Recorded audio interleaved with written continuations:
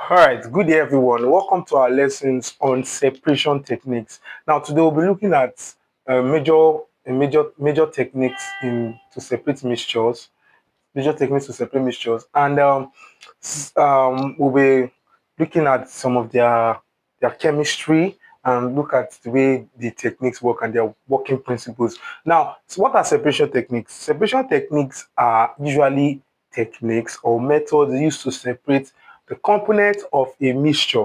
So they are method or techniques used to separate the components of a mixture. Such methods are known as separation techniques. Now, these separation techniques are so many, ranging from the substances to be separated. So we'll start from simple ones. Now, the first one is sieving. Yes, first one I'm talking about today is sieving. Now, sieving in Africa is a traditional technique used to make gari. Yes, it's what we call gari in Africa. So a traditional technique to make gari in Africa or used to separate the big particles away from gari is sieving. Yeah. What is sieving? Sieving is a separation technique used to separate particles of different sizes. Yeah. Basically, different sizes, when I mean big sizes from smaller sizes. So to separate particles of different sizes, we can use sieving. Yes, sieving. Now, the sieving consists of a machine known as a sieve. Now, the sieve usually, it's a small sieve usually has a mesh. So let's use a mesh. It has a mesh. So let's say a mesh here. A mesh. It has a mesh. So basically, these are a little sieve look like. Now, this mesh have pores that can allow only, yes, it has pores that can allow only small particles go through. Yeah, it has pores that can allow only small particles go through. So such substances that can allow only small particles go through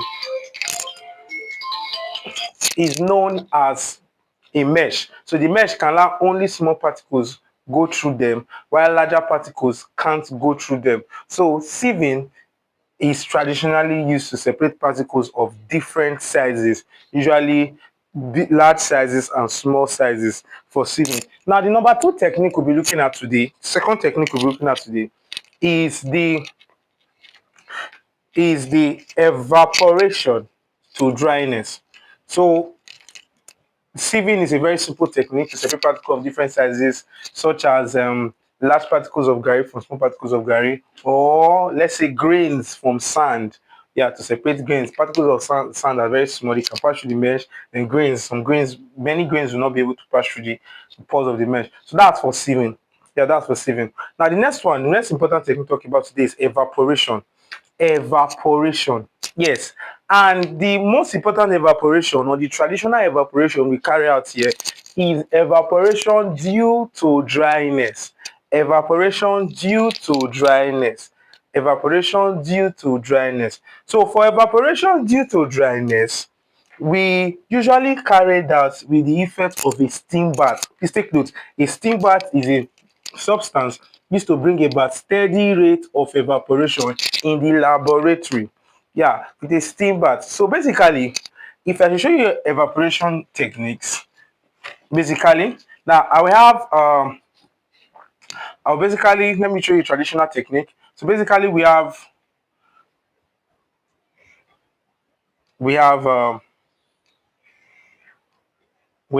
let's say this is steam bath. Yeah, the steam bath has kind of porous at the bottom. The steam bath.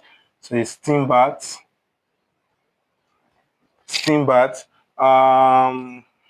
Let's say what I want to separate is this. So I'll apply heat traditionally. Heat. So when I apply heat, now evaporation to dryness is a technique used to obtain solute from solvent. Now, please, one characteristics of evaporation to dryness is that the solute to be obtained must not decompose on heating.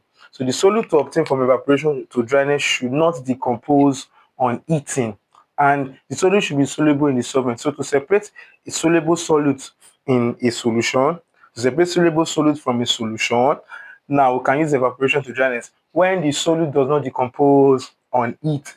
So in evaporation to dryness, the solvent usually sacrificed. That's one of the disadvantages of evaporation to dryness. Solvent is sacrificed, so the solvent is just lost to sacrifice, so leaving only the solute. Now, a typical example of this technique or a typical instance where we use this technique is to separate a mixture of common salt, which we call sodium chloride, in water. So sodium chloride in water is a mixture. Now, NaCl is soluble in water and NaCl is stable to heat. So we can apply heat to this mixture and the water will just continue, keeps evaporating and evaporating, continues to evaporate until the solvent is dry and we are left with just the solid. So that's why it is called evaporation to dryness. Evaporation to dryness. It is very important.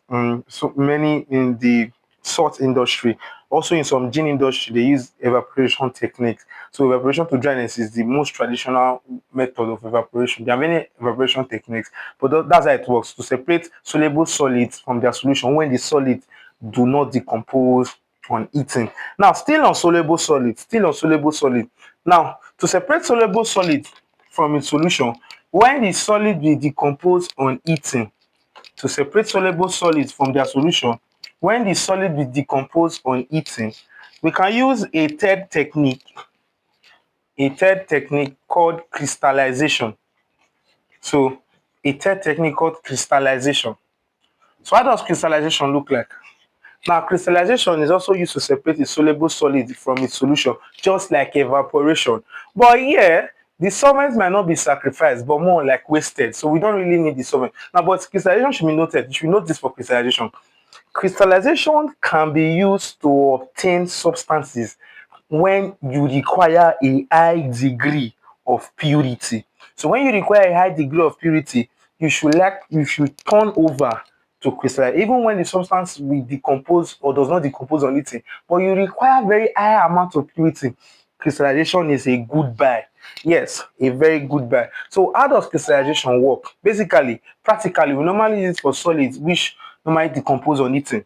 Yes, solids will normally decompose on it. So we don't obtain them from their impure solutions via evaporation. So we obtain them from their impure solutions by crystallization. Now we try to get their pure crystal. Now, how does this method work? Now, this method, for instance, let's say we have a beaker. Yes, we have a beaker. Yeah, we have a beaker, and I have, let's use a salt that can decompose on heating, such as KNO3. I have KNO3 and KNO3 solution, let's say in water, but it is impure in water now. Impure KNO3 in water. So now I want to try and obtain KNO3. Now, what will I do to carry out crystallization? The first thing is that I'm going to note the solubility temperatures of KNO3. Yes, I'm going to note the solubility temperature of KNO3. So I'm going to do an assumption now. Let's assume that KNO3 has a maximum solubility, or it is the maximum solubility of KNO3 in water is at 80 degrees. Let's assume, and the minimum solubility is at 20 degrees Celsius. So I'm going to have KNO3 statistics. Yeah, you can get that online. You can get that from any from any online shop or any online chemical shop. Most of their sites, they have the properties of the chemicals you are working with. So solubility temperatures of chemistry are there. So let's say 80 and 20. I assume not they are not real values.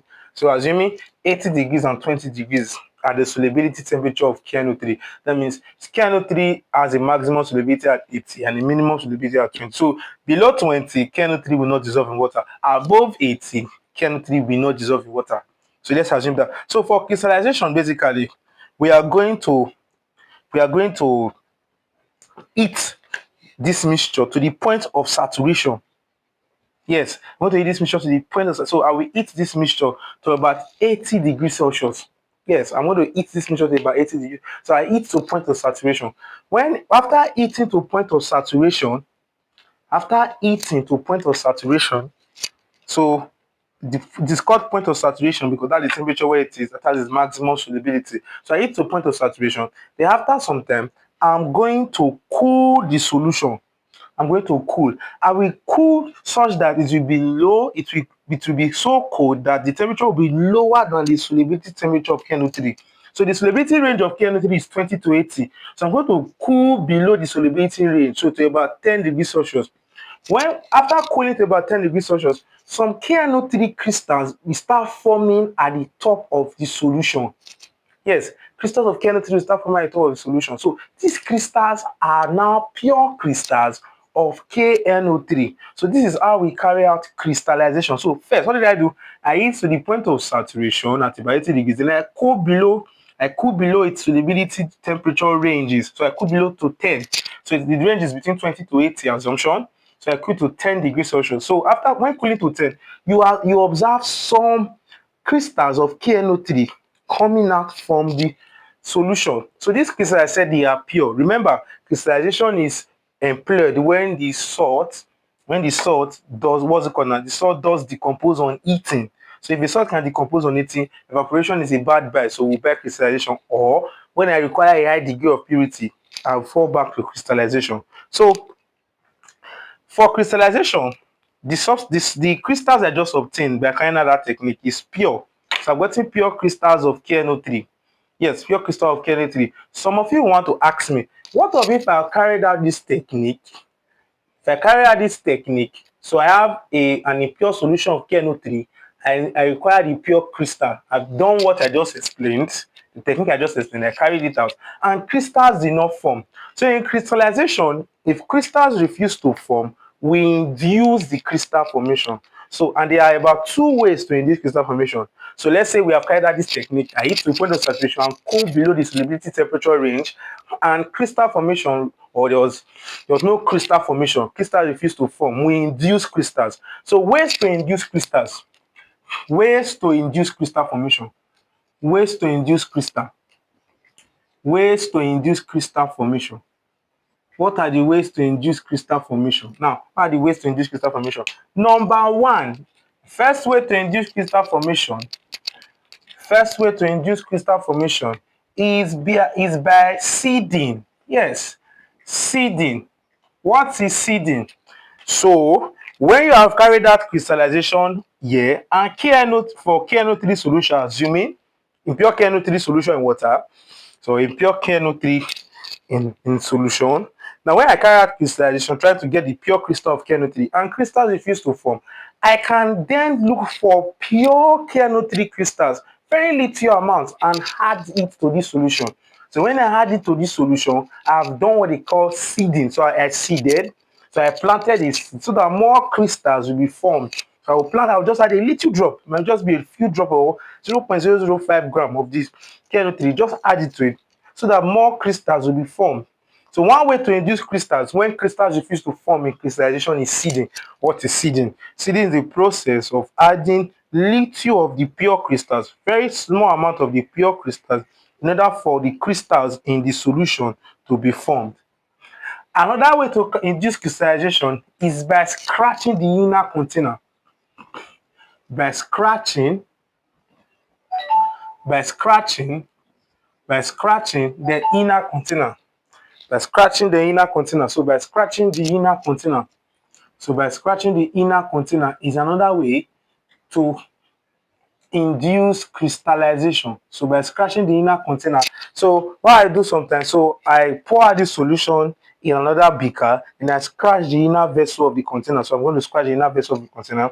When I scratch the inner vessel, like some of the crystals will be formed at this vessel. So when I scratch the vessel, I can get some of the pure crystals. So some of the pure crystals might have been formed at the walls of the container like this, or let's say this one. It might be formed at the wall, and crystals refuse to form. So I pour out the solution, the pure solution, in another container, and I scratch the walls of the container and maybe recrystallize. Now, talking about recrystallization, what is recrystallization? Now, for instance, when I obtain pure KNO3 from crystallization, when I obtain pure KNO3 crystals from crystallization, now, and this KNO3, I observe some trace of impurity. So these crystals I got from crystallization are not pure, or is not pure yet. I carry out a technique known as recrystallization. I carry out a technique known as recrystallization. So what is recrystallization? Recrystallization is like carrying out crystallization again. So let's say the crystals are impure. If the crystals are impure, I will carry out crystallization again. So recrystallization is carrying out crystallization again when the crystals obtained from crystallization are not pure. So there are rules to carry out recrystallization. There are rules you must follow to carry out recrystallization. For recrystallization, please take note. For recrystallization, number one for recrystallization. Now, the solvent must be used when hot. So now, when I have these pure crystals, I want to use another. Let's say the solvent for KNO3 is water. Now, I want to put KNO3 in water back to just create a crystallization again. The water must be hot. Yes, so the solvent must be applied when hot. The solvent must be applied when hot, and the choice of solvent is very important. The solvent to be used must have a low vapor pressure. Please take note. The solvent to be used for recrystallization must have a low vapor pressure, very low vapor pressure, and the solvent should be applied when hot. So that's another way. So what I do this time, I normally in recrystallization I apply the solvent. Let's say I use ether or I use any solvent for KNO3 that has a low vapor pressure. I can use water. So I use water. Now I will apply the, remember my temperatures for the solubility temperature for KNO3 I used earlier was 80 and 20. So I will heat this water to about 80 degrees Celsius. It must have a low vapor pressure, a very low vapor pressure. That means it should not turn vapor easily. So I will heat the solvent to 80 degrees Celsius, then apply KNO3. It is hot. Then I start cooling again. To the below the solubility temperature. And the solubility temperature for KNO3 is 20 to 80. So I'll cool below 20. So let's say about 10. When I cool to 10, now the crystals will come out again. These crystals now will be purer than when I carried out crystallization. So crystallization is a technique used, or rather, recrystallization is a technique used when crystallization, or when crystallization, or rather, recrystallization is a technique used when the crystals obtained from crystallization are not pure or have trace of impurity. So when there's a degree of impurity in the crystals gotten from crystallization, I will apply recrystallization. So that's that for crystallization. That's a little intro, because this video is on the O level basis. We're not going very deep. So on the O level, these are the little intro to crystallization. So that's how crystallization work. Exactly. And crystallization is used where high degree of purities are needed in sugar industries. Yes, so pure sugar from its impure water, or to obtain sugar from water, I can apply crystallization because I need sugar to be pure. Drugs industry also, I apply crystallization. So another technique I'll quickly talk about is fractional crystallization. Fractional crystallization is just like crystallization, yes, but the working principle of fractional crystallization is the difference in solubility temperature of the salts we are working with. Now, in crystallization, it's a way to get a salt or a solid from its impure solution. Fractional crystallization is a way to get two or more impure salts or two or more impure solids from their impure solution. So I have a solution, and this solution is impure because I have a mixture of A, B, and the solvent. So I have A and B and the solvent in this mixture, A, B, and the solvent in this mixture. To obtain each of them pure, I can apply fractional crystallization. What I said as the working principle, I said the working principle is based on the different solubility temperature range of A and B. So what I mean is this: A can have a solubility, every solid has this. Every solid. So A can have a solubility temperature of, let's say, 20 degrees to 80 degrees, as I use in the first example. B can have a solubility temperature of, let's say, 25 degrees Celsius to about 50 degrees Celsius. So the difference, so this solubility temperature range is 25 to 50. For A, it is 20 to 80. So these are different solubility, because the A and B have different solubility temperature range, or different solubility temperature range. We can employ fractional crystallization to obtain each of them pure from their impure solution. So we have a mixture of A and B in their impure solution. I can get them. So that's for fractional, same technique. So in fractional crystallization, just like crystallization, what I do to obtain A, I have to obtain A, because I think A has the lowest solubility temperature. So I'll obtain A first. So yes, we'll obtain A first before we obtain B. or rather we obtain A last because that's the lowest stability temperature. We obtain B first because that's the highest stability temperature. We explain now. Look at what. Now, when I heat the mixture, I heat the mixture, I heat the mixture to the point of saturation. So the point of saturation, the highest point of saturation here is about between 50 and 80. So let's say I heat to 80 degrees Celsius, which some big crystals my likely crystallize that, but not really.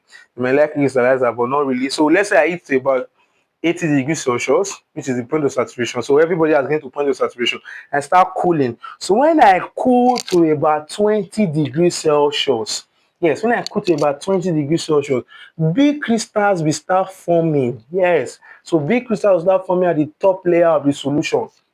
Yes, big crystals will start forming. So I will obtain that fraction. So when I cool further to about 15 degrees, 10 degrees Celsius, the majority of the crystals now formed will be A crystals. So that is how to carry out fractional crystallization. Don't forget, a mixture of two or more solids with different solubility temperature range, fractional crystallization. Let me quickly apply this. So let's say I have a mixture of KNO3, I have a mixture of KNO3, KClO3 in a solution. Mixture of KNO3 and KClO3. How will I obtain these two salts from their impure solution? Let's say in one solution I have KNO3, KClO3. I will use fractional crystallization because the solids or the salts are more than one. I wish it was just impure KNO3 in water or KNO3 from water. I will apply crystallization. So that's that for the introduction or the brief summary of crystallization and fractional crystallization. Now, we'll quickly look at distillation and fractional distillation. Then we'll look at other techniques in the separation techniques video 2. So in the separation technique video 2, I will try and talk about chromatography, or rather, I have a video already on chromatography in in this channel. I've posted some videos on chromatography before on this channel, so you can check them out. Chromatography is what I'll just do for this video. I'll do an introduction or brief summary of chromatography. So if you want more details on paper chromatography, column chromatography, you can check those videos out. So quickly, I'll look at distillation. Though distillation is a very big technique, so the fifth one I'll look at is distillation. It's a very complex technique which we'll also look at separately. So I'm going to look at a new video in coming weeks called distillation and rectification. So it's a very complex technique. So, but we'll look at the surface or the basis of distillation in this video. Now, for distillation basically, it is used to separate one, you know this, miscible liquids. Yes, miscible liquids. And distillation is a technique used to miscible liquids. Don't forget that. It's a technique used to obtain solvent from solute. So in most of the separation techniques we have studied earlier, the solvent is more like destroyed or not relevant. Yes, it's no longer relevant because it is impure, left in the impure state. But to obtain the solvent pure now, I can use distillation. So now the solvent in distillation is not sacrificed, it is obtained.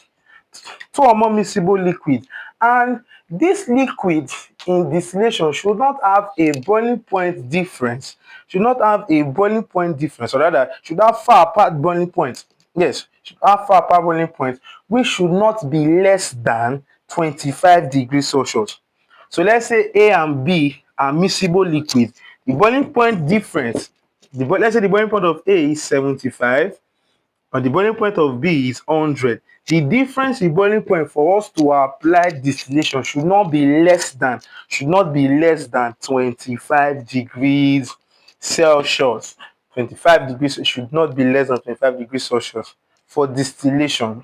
Now, distillation has a little setup. Now, if I should just draw a simple setup of distillation, so I draw a simple setup of distillation, very, very, very small setup. This is a laboratory setup. So I have a round bottom flask. So let's say I have a round bottom flask. So with a tissue funnel in it. So I apply the tissue funnel. So round bottom flask and a tissue funnel in it. So let's say for this, then I have a delivery tube. Yeah, I have a delivery tube. So let's say we have a delivery tube. So this is what to be separated. We have a delivery tube, a delivery tube. So a delivery tube. Now on the delivery tube, going to deliver the product of the process. I have a condenser. Yes, a light big condenser, the most popular condenser in the laboratory. A light big condenser. So I have a light big condenser. So a light big condenser. This is a light big condenser. Light big condenser. So I'll place my burette or delivery can as whatever. So I have a tissue funnel. So let's say I want to separate a mixture of methanol. Methanol, let's say I have methanol. This was methanol supplied here. And I had water here. So methanol and water. So I want to separate methanol and water. Yes, methanol and water. So I want to separate. So this is a mixture of methanol and water. So what methanol has a boiling point of about 63 degrees Celsius. Water has a boiling point of about 100 degrees Celsius. And obviously, water is the solvent. So I will obtain water from distillation. Now look at it. So a mixture of methanol and water. So what we do, we apply it. We apply it. Yes, we apply it. So we're going to apply it. So we're going to apply it. So this is it. We're going to apply it. When we apply it to this mixture, now I apply it at about 63 to 65 degrees Celsius. Methanol will start getting evaporated. So methanol will evaporate and go through the delivery tube to the light big condenser. What does the condenser do? Condensation, we already explained in our nature of matter video, is the conversion of gas to liquid. So gases left and they were converted back to liquid. So they converted back to liquid here. So we obtain methanol, only methanol from the process. So the condenser converted to methanol. Then at about 100 degrees Celsius, which is the boiling point of water, at about 100 degrees Celsius, the boiling point of water, water will also evaporate. So let's say I've obtained methanol. I will obtain methanol for about 63 degrees Celsius to about 50 to about 80 degrees Celsius. 63 to about 80 degrees Celsius. I obtain methanol at about 100 degrees Celsius and above. Water will start evaporating. So when water starts evaporating, it enters a condenser and we obtain water again. So we've taken methanol away. Now at about 100 degrees Celsius, we put a fresh can, we obtain water. So by the end of the day, we'll separate methanol and water successfully. So this process is known as distillation. This is known as a simple distillation setup. Yeah, please take note, for effective distillation, A and B, to substances to be separated in distillation, should not have a boiling point difference less than 25 degrees Celsius. In short, many texts will carry it like this and say distillation is used to separate miscible liquid with far apart difference in boiling point. So two liquid the far apart difference in boiling point, distillation. Two liquid the close range or close difference in boiling point, we apply fractional distillation. So basically distillation is for two liquids. I will always say distillation is for two liquids. When it becomes more than two liquids, it is now fractional distillation, or rather when the temperature is less than 25 degrees Celsius, it is advisable to employ fractional distillation. So when the temperature difference is less than 25 degrees Celsius, apply fractional distillation. So that's what the simple distillation setup looks like. That's how a simple distillation setup look like. It's used to recover solvent, pure solvent from its solution. So to obtain pure solvent from a solution, we look at distillation. Now, let me just explain fractional distillation. And quickly, before I move it on, distillation can be used in gin industries. We use it in gin industries to obtain methanol from water in gin industries. In industries where you require pure solvents to work, pure solvents, we use distillation techniques. Please take note of that. Now, fractional distillation is another technique we can apply. Fractional distillation is another technique we can apply in Fractional distillation is a technique we can apply when we have fractional distillation. when we have more than two miscible liquids, the close range of boiling point, or even two liquids, the close range of boiling point, fractional distillation. In the laboratory setup or the apparatus setup, the main difference between distillation and fractional distillation setup is the presence of what we call a fractionating column. So if I should change this setup to a fractional distillation setup, I will have a fractionating column. And usually the fractionating column is packed the fractionating column is packed with glass bead and silica gel. So if this was a distillation setup, or rather, pardon me, if this was a fractional distillation setup, the, there will be a fractionating column, and the fractionating column is packed with glass beads. So it will be a fractionating column which is packed with glass beads and silica gel. So the fractionating column will be packed with glass beads and silica gel. So I'm trying to fix the diagram, a simple schematic diagram for it to look like. So I'm trying to shape it. So if this is let's assume this is my round bottom flask. Yeah. So this is a fractionating column. So this is a fractionating column here. So we have this. Yeah. So this. So we'll pack the fractionating column is packed with glass bead and silica gel down to this place, and there we have a delivery tube. Yes. So quickly, fractional distillation usually to separate a mixture of two liquids, usually with close range of boiling point. So I will explain. I'll use a case study: ethanol and water. So ethanol and water. Ethanol has a boiling point of 78 degrees Celsius and 100 degrees Celsius. If you check the difference in boiling point, is about 22 degrees Celsius, which is greater, or rather, which is less than 25 degrees Celsius. So in ethanol and water, to carry out to separate them, usually add the third liquid, in most cases called benzene. Where the third liquid in most cases called benzene. So now making a liquid three or more, they are miscible. Benzene will not be miscible in water because of ethanol. So we basically fractional distillation to separate two or more liquids. A typical practical example in industry is to separate the component of crude oil into its various fraction, component of crude oil. So well, basically the boiling point difference should be less than 25 degrees Celsius, should be less than 25 degrees Celsius if there are two liquids. But it can be greater than 25 degrees Celsius if there are more than two liquids. There's no issue with that. Now, for distillation to be very effective, for distillation to be very effective, in fractional distillation, the boiling point difference should be less than 15 degrees Celsius. So the boiling point difference should be, so if you want effective distillation, the boiling point difference should be less than 15 degrees Celsius. And the actual separation is carried out in the fractionating column. Yeah, fractionating column. For the laboratory technique, it is packed with fractionating column. For the laboratory technique, it is packed with glass bead and silica gel.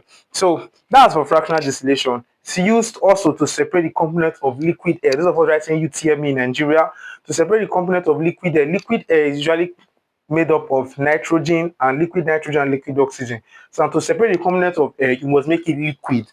And when you've liquefied air, to now further break down air into its various fractions, we apply fractional distillation. So fractional distillation is used to separate the components of liquid air. So it's a very important technique in industries, yes, especially in the petroleum industry. Very, very important technique. Very, very important. So the working principle of the fractional distillation is the closeness in the relative volatility of the substance to be separated. What do I mean by volatility? Volatility is the ease for the substance or for a substance to easily become a gas. The ease for a substance to become a gas is known as volatility. So though ethanol has a lower boiling point, though it's more volatile than water, but the volatility difference is close because the boiling point difference is close. So closeness in volatility is the basic principle or the working principle of fractional distillation. So basically, that's how the fractional distillation technique is. For now, there are not much things to talk about, but there are more deep details to look at for fractional distillation. I always tell you, if the videos of this video is useful to you, like, share, and subscribe to your class, and like, share, subscribe, and share them to your classmates, share them to your class group, your university class group. If they are useful, please. O level, A level, chemistry, biology, biochemistry, analogous unusual on YouTube is a very good place to be. So until the next video, it's a bye. See you.